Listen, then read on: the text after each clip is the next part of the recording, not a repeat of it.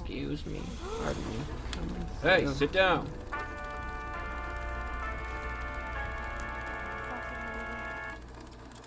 Worst, best trend of 2013. Okay, this is both. Yeah. 2 in 1. It's the worst and the best. And it's major blockbusters failing. Like Lone Ranger, etc. Just not bringing in the money they're supposed to. So this is the worst because it means that studios won't take big risks on major blockbusters anymore. They're probably going to play it safe with sequels and remakes, etc., stuff they know will work. Of course, Lone Ranger was technically both of those, so, maybe they'll take even less risk than that, which is pretty not risky. But it's also great because it means studios will stop spending so much money on major blockbusters and try to focus on smaller things that could be different and could work instead of dumping so much money out there. So it's both good and bad to see these major blockbusters flop because it means we may get smaller, less risky things with smaller budgets that have more creativity, but it could also steer the other way where we just get a bunch of stuff that's not original because they know it'll make money. So, smack dab in the middle. My most favorite trend of 2013 is that movies in general are trying harder. It's rare a year where the worst movies aren't terrible, they're just average. Take the most cited examples, like R.I.P.D. People like to throw out R.I.P.D. because it's the worst film, but it's not really. It's just like, it's clunky and it tries too much and it's a little too long, but it's not bad. There are good performances in it. And like, say, The Heat, which is the worst film I saw this year, it just wasn't bad, it's just average. It's like too many things we've seen before. So it's just, I can't go out and say, oh man, like that movie was awful. It's just, they weren't. And take a look at the best movie. There are a load of movies that are just fantastic. Like, it's making those year-end lists extremely complicated, because every time I go see a movie, I'm delighted and excited in some way. Like, they've changed, like, a lot of them are changing perceptions of things. Like, there are tons of examples. Wolf of Wall Street, 12 Years a Slave, Frozen, then there's Dallas Buyers Club, and About Time. Everything is getting changed in some way and making it extremely interesting. So it's a good year. It's been a good year, man, and I hope 2014 keeps that upward trend of, trying to do better. So easily the worst trend of 2013 was the big finale CG explosion battle bullshit. The two most egregious examples were Man of Steel and Iron Man 3. And I liked both of those films, but the final hour of both of them was an animated movie. It's a whole bunch of computer animated things, doing a whole bunch of computer animated things, but they're not interesting. I love fight scenes. I love big, epic action fight scenes, but I'm no longer impressed by 50 minutes of CG things punching each other and blowing up buildings. I think the Avengers kind of killed it when they destroyed Manhattan. There's nowhere left to go, and these, even Iron Man 3's big, like all of these, Iron Men versus people who breathe fire, which was just stupid anyway, but, like all of that, and Star Trek Into Darkness with the destruction of San Francisco or whatever, these movies, they have these big set pieces and they all just look the same. It's like any one of those movies could be any one of the other movies, and that's not enjoyable to watch. I liked seeing those movies once. I don't want to keep seeing them. It's not fun.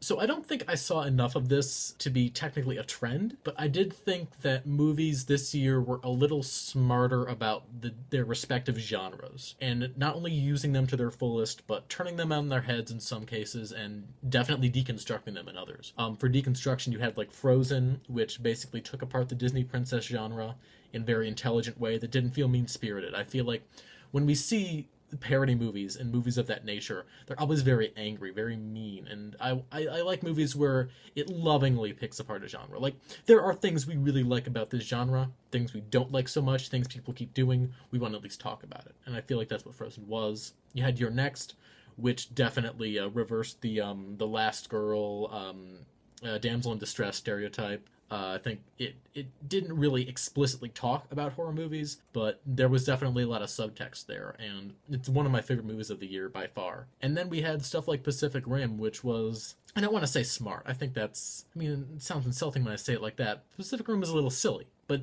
it knew it was silly in the same way like a Fast and Furious 6 knows it's silly. And the way it treated the world with a kind of positivity definitely meshed well with the giant robots punching Godzilla in the face.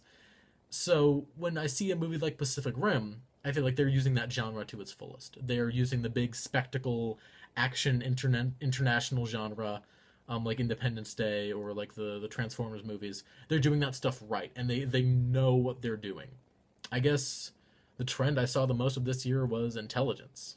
So a trend that I really enjoyed in 2013 was kind of just movies' ability to suddenly realize that they had the capacity to be stupid and like aware of how ridiculous they are. I can think of two movies on top of my head that I've seen in the past year that I felt like had a very acute awareness of their own stupidity, and in that way they were fantastic and super fun to see. And those movies would be Pacific Rim and actually Spring Breakers, which those two movies I know are like so diametrically opposed in so many ways, but when I went to see Pacific Rim, it just reminded me a lot of Independence Day and how, you know, it was just this complete ridiculous movie with these big, you know, mechas, and they were just fighting, and it meant nothing and it said nothing, but, you know, it seemed almost aware of that. I mean, the line, like, we're canceling the apocalypse, like, when that line was delivered in the movie and I was in this packed theater, everyone in the theater was like, yeah, we're canceling the apocalypse, and, like, that line literally has, like, zero meaning,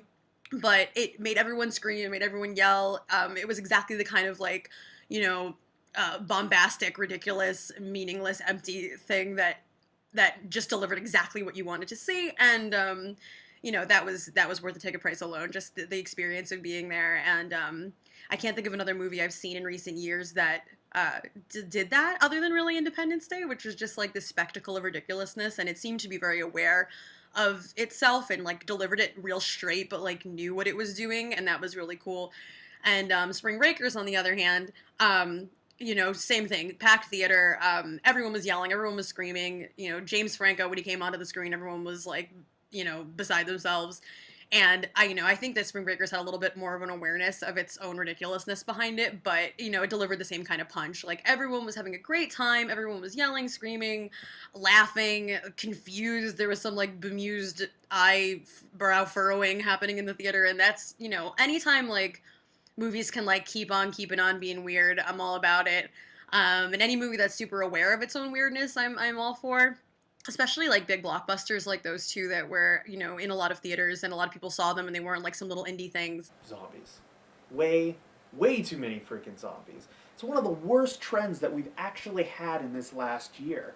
And it's one of those things that nobody really paid attention to. But if we actually look at how many zombie-related movies have come out, you'd be astounded. A lot of them might not be some big budget titles, but a lot of what's been produced is crap, big budget or otherwise. Now, let's take a look at a couple of the things that did come out this year, 2013, or the year that has just passed, I should say. And we have World War Z, which is the most famous one, that was just a total bop. The movie was horrible, didn't follow the actual World War Z books. It was just bad. Then we have people reaching for new ideas with Warm Bodies. Now, while I'm not going to hate on Warm Bodies because it did something different, it's showing you that there's going to be this recurring path that people are reaching way too far on zombies.